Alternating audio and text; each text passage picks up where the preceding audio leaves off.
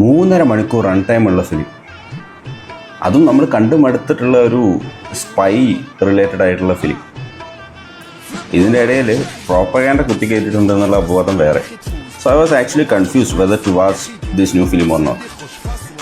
പക്ഷേ ഈ പടത്തിൻ്റെ ആദ്യത്തെ ദിവസങ്ങളിലെ കളക്ഷൻ പിന്നീട് അങ്ങോട്ട് ദിവസം കഴിയും തോറും കൂടി വന്ന് ഒരു റെക്കോർഡ് കളക്ഷനിലേക്കാണ് പോയത്.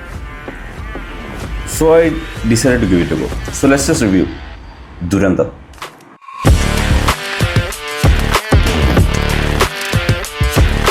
മൂന്നര മണിക്കൂർ റൺ ടൈം ഉണ്ടെങ്കിൽ പോലും ആ ഒരു ലെങ്ത് പടം കാണുമ്പോൾ നമുക്ക് ഫീൽ ചെയ്യില്ല. കാരണം ഇതിൻ്റെ ഫസ്റ്റ് ഹാഫ് 2 മണിക്കൂറോളമുള്ള ഫസ്റ്റ് ഹാഫ് പക്കയായിട്ടാണ് പോകുന്നത്. എവിടെയും ഒരു ലാഗ് ഇല്ല. നമ്മൾ വാച്ചിലേക്ക് നോക്കേണ്ട ഒരു സിനാരിയോ വരുന്നില്ല. കാരണം അത്രയും എൻഗേജിങ് ആയിട്ടാണ് പോകുന്നത്.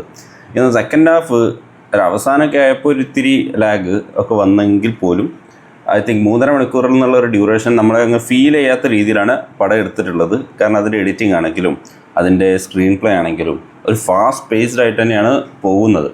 ഒരുപാട് സംഭവങ്ങൾ ഈ പടത്തിൽ വന്നു പോകുന്നുണ്ട്. ഇപ്പോൾ സ്റ്റോറി വന്നു പോകുന്നുണ്ട്. അതെല്ലാം ഒരു പാകിസ്ഥാൻ പെർസ്പെക്റ്റീവിലാണ് വന്നു പോകുന്നത്. ഇപ്പോൾ 2001 കാലഘട്ടം മുതൽ 2009 കാലഘട്ടം വരെയുള്ള 8 വർഷമാണ് ഈ പടത്തിൽ കാണിക്കുന്നത് 3.5 മണിക്കൂറിൽ. ഇപ്പോൾ ഇതിൽ മെയിൻ കാസ്റ്റായിട്ട് വന്നിട്ടുള്ളത് രൺവീർ സിംഗ് ആണ്. ആൾ നന്നായിട്ട് പെർഫോം ചെയ്തിട്ടുണ്ട്. പക്ഷേ ഒരു ഷോ സ്റ്റീലർ എന്ന് പറയാൻ പറ്റുന്നത് അക്ഷയ് ഖന്നയാണ്. അപ്പോൾ അക്ഷയ് ഖന്ന പാകിസ്ഥാനിലെ ഒരു പൊളിറ്റിക്കൽ ലീഡറായിട്ട് വരുന്നുണ്ട്. ആൾ അടിപൊളിയായിട്ട് ആക്ട് ചെയ്തിട്ടുണ്ട്. ഇപ്പോൾ ഒരു സ്ക്രീൻ പ്രസൻസ് ആളുടെ എന്ന് വെച്ചാൽ വേറെ ലെവൽ. അപ്പോൾ ആളുടെ ഇൻട്രോ ഒരു ഹോസ്പിറ്റൽ സീനിലൊക്കെ ആ സീൻ മുതൽ തന്നെ ആൾ അങ്ങ് ഹോൾഡ് ചെയ്ത് നിൽക്കുന്നുണ്ട്. ഇപ്പോൾ രൺവീറും അക്ഷയ് ഖന്നയുള്ള സീനിലാണെങ്കിൽ പോലും നമ്മുടെ കണ്ണെപ്പോഴും അക്ഷയിലായിരിക്കും. ആ രീതിയിൽ നല്ല രീതിയിൽ അത് പെർഫോം ചെയ്ത് എടുത്തിട്ടുണ്ട്. ഏറ്റവും വലിയ പ്ലസ് ഈ പടത്തിൻ്റെ അക്ഷയ് ഖന്നയാണ്. വീണ്ടും ഒരുപാട് ക്യാരക്ടേഴ്സ് വരുന്നുണ്ട്. എല്ലാവരും നല്ല രീതിയിൽ തന്നെ പെർഫോം ചെയ്തിട്ടുണ്ട്. എനിക്ക് മൊത്തത്തിൽ നല്ല രീതിയിൽ എൻഗേജ് ചെയ്യുന്ന പോലെയാണ് ഈ പടം തോന്നിയത്. പിന്നെ പ്രോപ്പഗാൻഡ ഇൻ ദ സെൻസ് ഇപ്പോൾ ഒരു ന്യൂ ഇന്ത്യ വരുന്നുണ്ട്,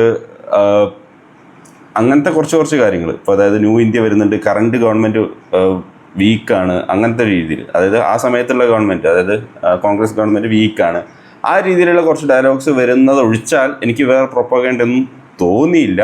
ഇനി നിങ്ങൾക്ക് എന്തെങ്കിലും തോന്നിയിട്ടുണ്ടെങ്കിൽ കമൻറ്റ് ചെയ്യുക. ഞാനിപ്പോൾ ഈ പറഞ്ഞതല്ലാതെ ആകെ മൊത്തം I think this is A perfect spy film ഏറെക്കുറെ. കാരണം നമ്മൾ എൻ്റർടൈൻ ചെയ്യിക്കുന്നുണ്ട്, കുറച്ച് ചിരിക്കാനൊക്കെ ഉണ്ട്. പക്ഷെ എന്നാലും നല്ല രീതിയിൽ തന്നെ ആ പടം കൊണ്ടുപോയിട്ടുണ്ട്. Wait for the part 2 that is coming in March. So I would say go for it. It's a very good film and there is a lot of violence. It's A certified, so be aware of that.